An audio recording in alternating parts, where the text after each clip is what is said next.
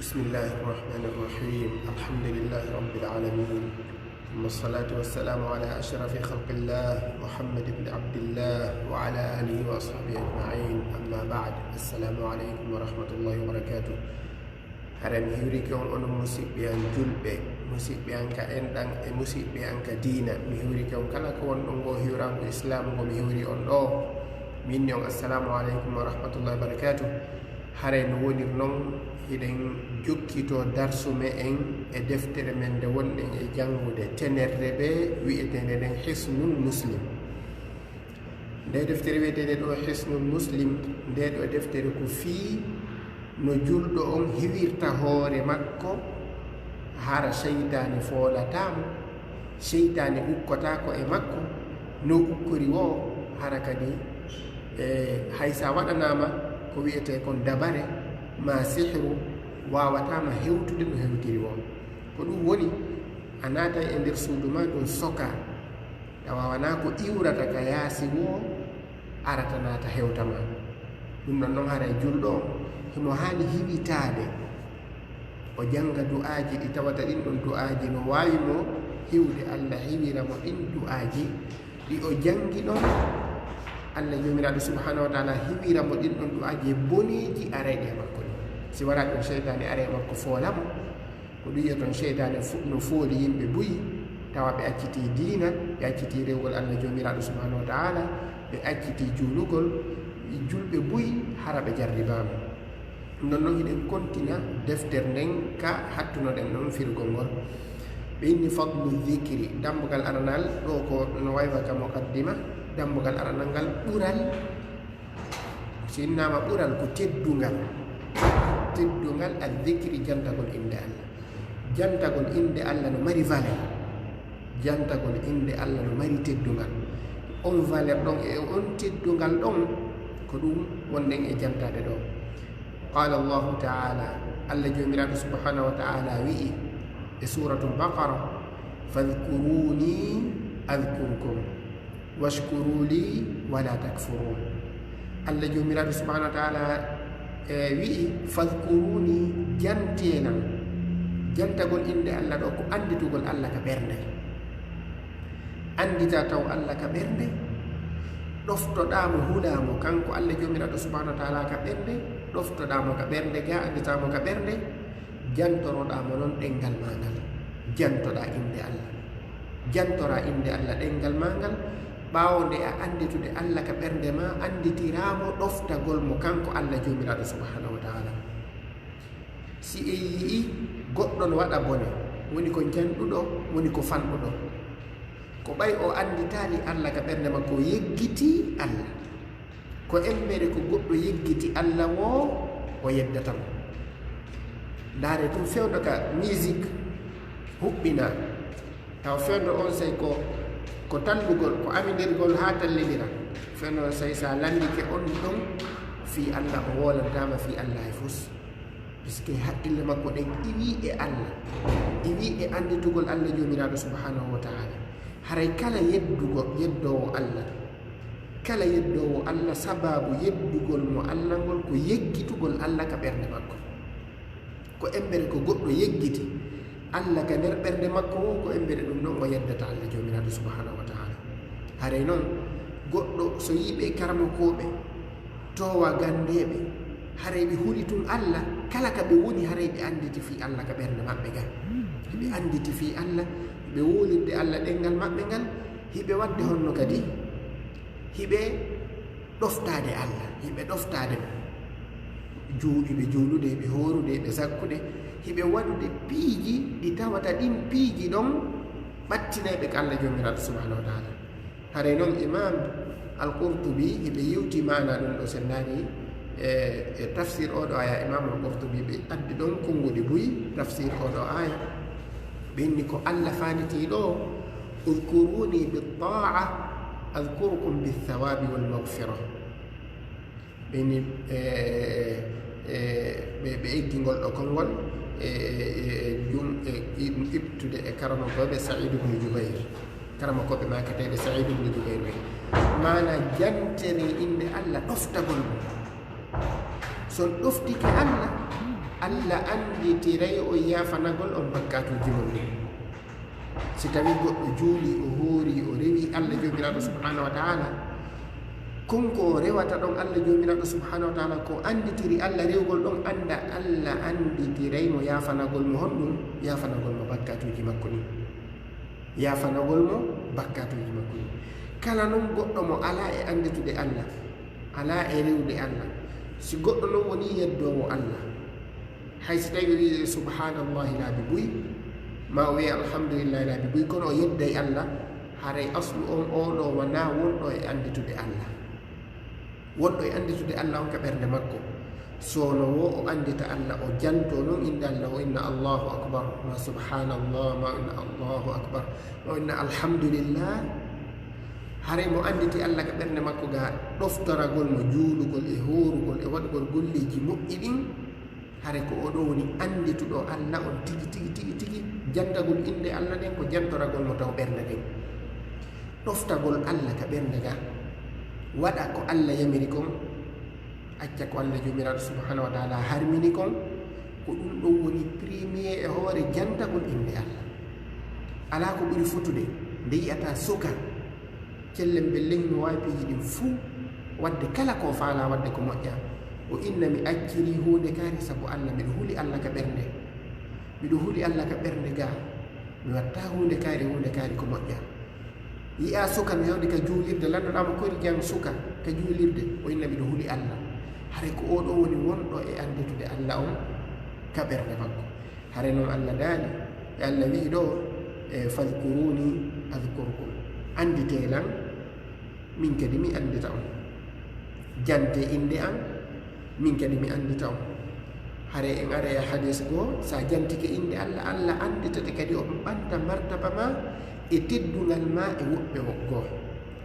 allah daali washkuruni yettelan wala takfuruni wata o yeddan nono way wasi ko kamba yettelan wata o yeddan ko wan noon kala yettuɗo allah allah ɓeydanaymo o ɓartanamo martabaji ɗi o ɓeydanamo kala ko okkimo si allah okkima kellal a yettimo o ɓeydante kellal maga si allah okkima jawdi a yettimo o ɓeydante jawdi ma ndi si allah okkima laamu a yettimo o ɓeydante laamu mango haray noon yetten allah nema kala ko marɗen toroɗen mo yo o ɓeydan en o ɓeydana en allah jomiraɗo subhanahu wa taala wi e suratul naam wiɗen allah jomiraɗo subhanahu wa taala daali aray wi e surat al ahzab vidéo on ko pi seeɗa ya ayuha alladina amanu dhkuru llaha dhicran kathira haray ko ono yo julɓe jante inde allah jantagol ɗuuɗugol ko fi hon ɗon ko honɗum wiɗen jantagol inde allah nden si a jantike inde allah allah anditay kadi fiima o renama o hisinama puisque si allah no anditi fiima sabu ko onɗamo e jantade kon o accidatama e cheytan o accidatama e iblisa o accidatama e yimɓe bomɓe ɓen o accidatama e ayɓe ɓen o accidatama e bonnoɓe ɓen o accidatama e yimɓe ɓe moƴƴaɓe ɗum ɗon noon haray en fop e to ɗen wakkilo ɗen anditen inde allah wiwɗen sa yi goɗɗo no yedda allah ko ɓay o yeggiti allah fewno ka o yeddata allah ɗo si wona ɗum o yeddata allah jomiraɗo subhanahu wa taala so yi goɗɗo no ɗofto allah hula allah juula waɗa piiji moƴƴuɗi ko allah woni anditude ka ɓernde makko ɗum noon noon haray anditen allah ko heewi ɗoftoɗen allah jomiraɗo subhanahu wa taala waɗen golleji moƴƴuɗin allah hiwa en o andita en o hisina en o danna en haray noon ko ɗum woni allah jomiraɗo subhanahu wa taala yamiri en ya ayuha alladina amanu kono yo gomɗinɓe udkuru llaha jante inde allah dhicran jantagol kathiran ɗuuɗugol allah yamiri en yen jantumo jantagol ɗuuɗugol fi honɗum beri hiɗen jantade inde allah allah andita en beri himo anditude en hay fof so heɓata en ndaare ɗo goɗɗo hay si tawi himo moni hara cheytane naati e ɓanndu makko no goɗɗo so monike wonde o monoto cheytane naata e ɓanndu makko no si o anditi inde Allah inni a'udhu billahi minash shaitanir rajim shaytan yalta ka ɓernde yalta e ɓandu makko Allah yaltina shaytan on e ɓandu makko ko ɗum waɗi jaddoɗen inde Allah Allah reena en o hisina en o yaltina me en shaytan o yaltina men ko boni kon fop o moƴƴina ɓerɗe men ɗe hare noon Allah jomiraɗo subhanahu wa taala wi kadi wadhakirina allaha kathiran wadhakirat jaddotoɓe inde Allah ko ɗuuɗi andita inde Allah ko ɗuuɗi andita Allah ko ɗuuɗi hula Allah ɗofto an wiwɗen hara ɓe hebbinay juulugol ɓe hebbinay horugol ɓe hebbinay waɗugol piiji moƴƴuɗe ɓe hebbina kadi wolugol inde Allah wolirgol ɗengal ngal wiya subhanallah subhanallah subhanallah alhamdulillah alhamdulillah ɓe hebbina inde Allah ɓen ɗon Allah jomiraɗo subhanahu wa taala wi wadhakirina allaha kathiran jantotoɓe inde Allah ɓen ko ɗuuɗi wadhakirati jan sonnaɓe kadi wadhakirina allaha kathiran worɓe jantotoɓe inde Allah nden ko ɗuuɗi wadhakirati e sonnaɓe kadi jantotoɓe inde Allah ɓen ko ɗuuɗi aadda allahu lahum allahumma naniɓe maghfira ajran e joddi adiman mawnude ndaari Allah marani jantotoɓe inde Allah nden adkaru sabahi jangol du'aji bimɓe kiikiiɗe janto inde Allah wiya subhanallah ɗum ɗo fof andita inde Allah ɗum ɗo fof Allah jomiraɗo subhanahu wa taala inni hebbinaɓe ɗum ɗo ɓen o maraniɓen joddi molanade ajoran adiman ko ɗum woni aljanna Allah dali Allah wi wadhkur rabbaka fi nafsika tadarruan wa khifa anditu wadhkur rabbaka anditu joomima janto joomima jangol alquran e jangugol adkaru sabahi wal masa e jangugol du'aji ɗin e andi o hulugol mo kanko Allah jomiraɗo subhanahu wa taala tadarruan wa khifa tadarruan to yankinagol wa khifatan e ka hulugol Allah siɗa jantade inde Allah haraɗa huli mo hiɗa huli Allah tadarruan hiɗa yankinani Allah hiɗa huli Allah jomiraɗo subhanahu wa taala sa hiɓɓidiri yankinanagol Allah e hulugol Allah jomiraɗo subhanahu wa taala a watti ɗon kadi jantagol inde Allah Allah jomiraɗo anditete waddu min alqawli hare goɗɗo jantotoɗo inde Allah mo e suuɗude wona yanatu ka makitinna subhanallah subhanallah towna makide on fof harano dardema ma ɗum woɓɓe arano jogui jikrowol kayuɗaɓe woɓe jogui lande ke kon ɓe janta hara ɓe wadde woɓɓe ɓen noon hare ko inde jinnaji ɗo woni jantade haray ɓen ɗon na si goɗɗo no jogui jikrowol haray goɗɗo anda taw ko ɗum woni jantade no wawi wonde inde Allah no wawi wonde inde jinnaji ɓay golliroɓe Shamsul Ma'ruful Kubra karma ko batineji gollireɗe Shamsul Ma'ruful Kubra e ko nandata sifa ka ɓuuri hewde ko hara ɓe jogui jikruji koɓe wirdorto inde jinnaji goɗɗo fo goɗɗo yo hebbin jantagol inde Allah kala ka o woni kala ka o woni ɓenni wa duna jahri min alqawli bil ghuduwi wal asal ko alda e feññingol ngol tawata a tampina yimɓe ma ko nandata sifa ɗum ɗon jantoro inde Allah doyi andita inde Allah jomiraɗo subhanahu wa taala bil ghuduwi bimbi gila bimbi ha fana ko wal asali e kiikiiɗe tentinen noon bimbi hunkun gila ka subaka joola ha nangi fuɗa ɗum ɗum no ɓuri tentude fi jantagol inde Allah jomiraɗo subhanahu wa taala wal asali kiikiiɗe kadi gila ka fana juula ha kiikiiɗe on ko kiikiiɗe kono gila ka alansara juula ɗum ɗon no ɓuri tentude e wongol kiikiiɗeje ɗen gila ka alansara juula ha futuro ɗon kadi yontiɗi hebbin jantagol inde Allah jomiraɗo subhanahu wa taala kono gila fana ka telen kiikiiɗe on ɗum ɗo fof ko kiikiiɗe ɓenni wa qala sallllahu alayhi wa sallam wa qala wi'i sallllahu umno yo Allah o juuno alayhi wa sallam hislam ko ɗum woni nelaɗo me en muhammadin sallllahu alayhi wa sallam ɓe maaki mathalu alladi sifa on yadkur rabbahu mono janto inde Allah jomiraɗo subhanahu wa taala walladi on la yadkur rabbahu mo jantota ko inde Allah mithlu ko sifa alhayyi ko wuuri walmayiti e ko maayi nelaɗo me en maaki on jantotoɗo inde Allah e on mo jantota ko inde Allah hakkude maɓɓe no waywa ko wuuri wurɗo e mayɗo ko on woni fandude ɗum ɗo neɗɗo mayɗo kala ko faalamo hewtude hewtaymo man ko defandora ka fure si walike ɗo fure si walike buntalire iwi to falama arde arde fiɗa fure on no mari doole o mara si tawi boddi iwi to no faala soppude fure on no mari doole fure on mala haray noon fiɗi on ko ɓe seeɗa darayno gaymiren joni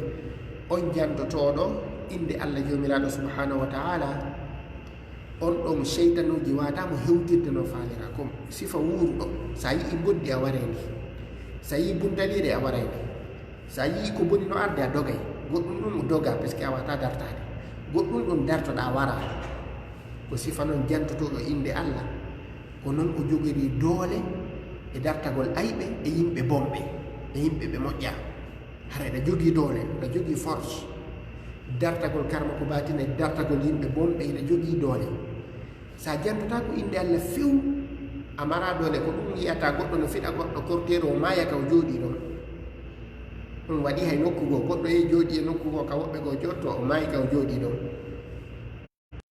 wombowal ngal jantota ko inde Allah bani adama sa ƴetti hoore ma waɗi wombowal ngal jantota ko inde Allah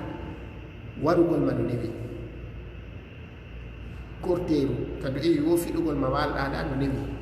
fus amara doole fus ko jantagol inde Allah ngol wurnayma wurna ruhma sa yi boddino kala ko fokkitima hiɗa wawi dartade hiɗa wawi piide goɗɗum hiɗa wawi warde goɗɗum go on kadi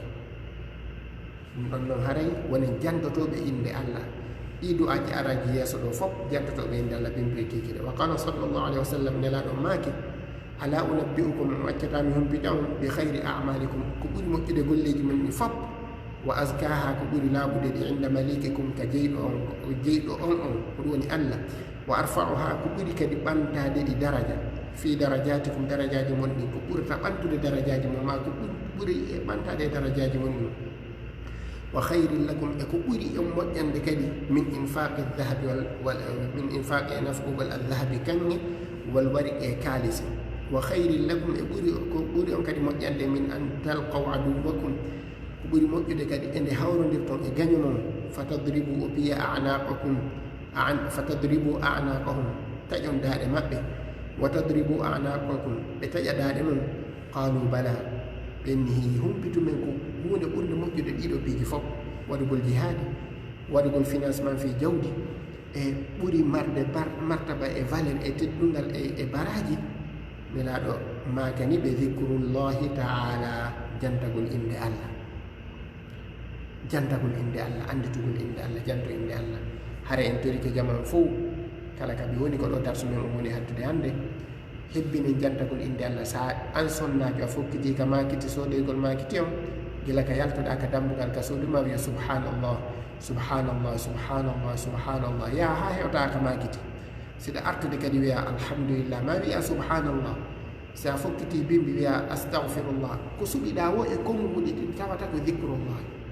siɗa yawde ka makiti si tawi goɗɗo fokkiti ka suudu makko mo yaltude o yaha ka makiti e kala ka o faala yawde yo o hebbi gila ka o yalti wigol astahfirullah ma subhanallah yo on suɓo ɗiɗo konguɗi kala ko tawi no newanimo wala hakkude jandagol subhanallah e anditugol Allah e ɗofto Allah ko ber ko andituɗen Allah o Allah hiwata en ko ber ko yeggituɗen Allah o Allah tettotoɗo en hoore men cheytane heɓana en lawol ɗum noon anditen Allah jantoɗen inde Allah kala ka wonɗen siga ɗaka otowal maɗa doginde yo subhanallah subhanallah subhanallah subhanallah astahfirullah astahfirullah astahfirullah astahfirullah siɗa yeeyude ka magasin ma eɗa jooɗi ka magasin ma ka boutique ma subhanallah subhanallah alhamdulillah alhamdulillah wona jantotoɗo inde Allah andita inde Allah rewa Allah ɓattaɗa ka Allah jomiraɗo subhanahu wa taala haɗa noon koɗo darsu men on hatti en tori Allah jomiraɗo subhanahu wa taala o wurno e hoore ko yiɗo weɗa o waɗa en jantotoɓe inde Allah o jaɓana en golleji men ɗin o yafano en bakkatuji men ɗin o naata en aljanna ɗum noon haray toujours vidéo ji ɗi mi jippini hara numéro an téléphone no toon adduɗo no windi ka lawol kisal ustad abdoullahi madina vidéo ji en arani ɗin fof numéro an téléphone no toon haray kala falade ɗo noon boni o wadda message puisque wonde haray mi mara tan so on tigi addi message mi jaabo toon arani hiwrike jaman fof kala kaɓe woni mi torani ken allah tawfiq yo yafanen bakkatuji men e yurme o naaren aljanna allahuma salli ala muhammadi wa ala ali muhammadi kama sallayta ala ibrahima wa ala ali ibrahima innaka hamidum majid اللهم بارك على محمد وعلى ال محمد كما باركت على ابراهيم وعلى ال ابراهيم في العالمين انك حميد مجيد والسلام عليكم ورحمه الله وبركاته.